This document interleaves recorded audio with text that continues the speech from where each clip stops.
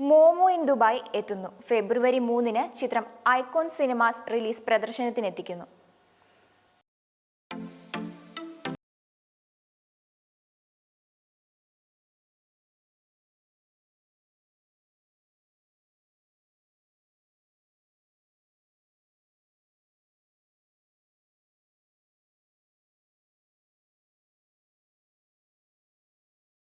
Johnny Antony എന്നിവരെ പ്രധാന കഥാപാത്രങ്ങളാക്കി നവാഗതനായ അമീൻ അസ്ലം സംവിധാനം ചെയ്യുന്നു.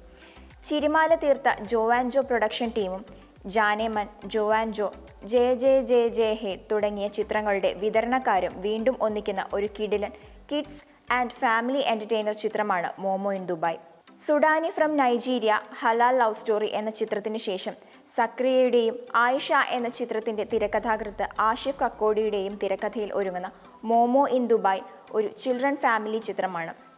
Imagine cinema, cross border camera, beyond studios എന്നിവയുടെ ബാനറിൽ സക്രിയ, ഹാരിസ് ദേശം, PB അനീഷ്, നഹല അൽ ഫഹദ് എന്നിവർ ചേർന്നാണ് മോമോ ഇൻ ദുബായ് നിർമ്മിക്കുന്നത്. സക്കരിയ, ആഷിഫ് കക്കോടി എന്നിവർ ചേർന്ന് തിരക്കഥാ സംഭാഷണം എഴുതുന്ന ഈ ചിത്രത്തിന്റെ ഛായാഗ്രഹണം സജിത് പുരുഷു നിർവഹിക്കുന്നു.